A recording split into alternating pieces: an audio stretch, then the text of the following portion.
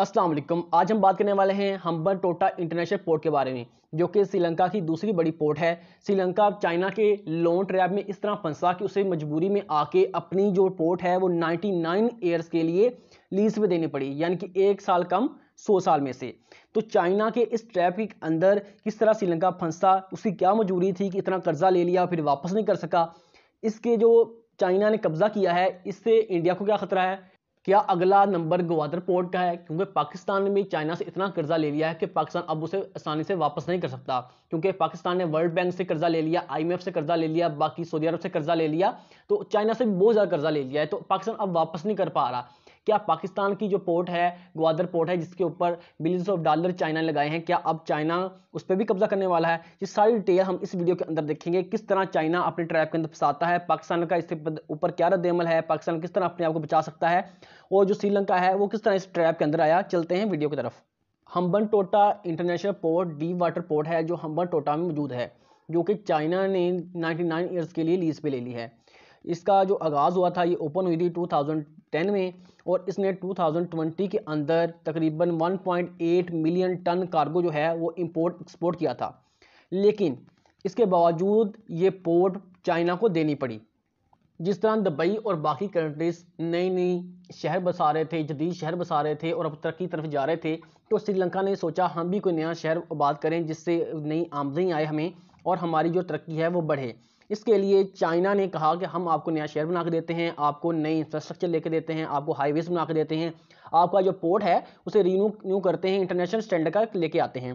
तो यहाँ पे चाइना ने इन्हें दिया कर्जा। चाइना ने इन्हें इतना कर्जा दे दिया कि चाइना ने इसकी जो पोर्ट है उसके ऊपर वो कर्जा यूज़ किया। जो कर्जा चाइना ने दिया था इस पोर्ट के ऊपर यूज़ हुआ, हम्बनटोटा इंटरनेशनल पोर्ट के ऊपर। इसके अलावा हाईवेज बने और दूसरे प्रोजेक्ट्स हुए। लेकिन जब बारी आई कर्जा देने की, तो इनके पास कर्जा देने की गुंजाइश ही नहीं थी, क्योंकि जो कर्जा था वो इसके ऊपर लग गया था, प्रोजेक्ट्स के ऊपर लग गया था, वहाँ से आमदनी कम हुई, उनकी सोच से कम। तो इस वजह से इनके लिए बहुत बड़ा मसला खड़ा हो गया। फिर जो गवर्नमेंट थी जिसने ये माहिदा किया था वो चली गई, नई गवर्नमेंट आ गई श्रीलंका के अंदर। तो उन्होंने सोचा कि ये जो प्रोजेक्ट है इसे ख़त्म कर दिया जाए, क्योंकि ये हमें लॉस दे रहा है। लेकिन उनको बाद में पता चला कि इंटरनेशनल लेवल पे एक प्रोजेक्ट मुकम्मल जब हो जाता है, जब उसके ऊपर माहिदे हो जाते हैं, उसे मुकरना या उसे ख़त्म करना इस तरह आसान नहीं होता। इसके ऊपर आपको जुर्माना हो सकता है और आपके ऊपर सैंक्शन लग सकती हैं। इस वजह से उन्हें मजबूरी के अंदर आके इस ऐसा कदम उठाना पड़ा कि उसे अपनी जो पोर्ट है वो 99 ईयर के लिए चाइना को देनी पड़ी। और इसमें 80% जो हिस्सा है वो चाइना का है, 20% जो हिस्सा है वो श्रीलंका का है।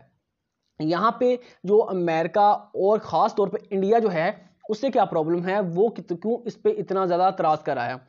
यहाँ पे अमेरिका वो इतराज़ कर रहा है क्योंकि एक कम्युनिस्ट कंट्री जो है उसका जो असर रसूख है वो श्रीलंका के ऊपर बढ़ जाएगा, क्योंकि जो अमेरिका है वो कैपिटलिस्ट कंट्री है, इस वजह से।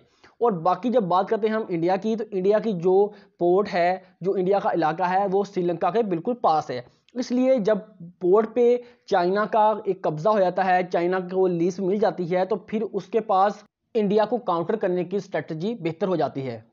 अक्साई चाइना और सियाचिन वाली साइड पर इंडियन आर्मी और चाइनीज़ आर्मी के दरमियान झड़पें होती रहती हैं। अगर इनके दरमियान कोई वार होती है तो जो चाइनीज़ आर्मी है वो अपनी नेवी का बहुत अच्छे तरीके से यूज़ कर सकती है इंडिया के ख़िलाफ़, क्योंकि उसके पास ऐसी स्ट्रेटजी होगी कि वो काउंटर कर सकती है ईजिली इंडिया को। इसके अलावा अगर चाइना की कोई आबदोज़ हम्बनटोटा इंटरनेशनल पोर्ट पे आती है, तो श्रीलंका के पास ऐसा कोई रडार या टेक्नोलॉजी नहीं है कि वो पता लगा सके उसका। और इस वजह से जो चाइना है वो अपने न्यूक्लियर वेपन्स उस आबदोज़ पे लोड करके इंडिया के बिल्कुल पास लेके आ सकता है। यहाँ इंडिया को वहमो गुमान में ही भी नहीं होगा कि यहाँ से हम पे अटैक हो सकता है। अब बात करते हैं पाकिस्तान की ग्वादर की। ग्वादर के ऊपर चाइना ने इतना ज़्यादा इन्वेस्ट कर दिया है, पाकिस्तान के ऊपर इतना इन्वेस्ट कर दिया है, पाकिस्तान बिल्कुल उनके कर्जे के नीचे दब चुका है।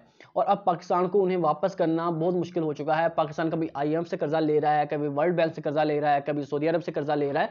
तो इस वजह से पाकिस्तान को चाहिए कि इसके ऊपर मुकम्मल तौर पर तवज्जो दे कि ये बाद में हमारे लिए कोई सरदर्द ना बन जाए, क्योंकि इंटरनेशनल लेवल पे कोई भी कंट्री ज़्यादा देर तक के लिए आपका दोस्त नहीं।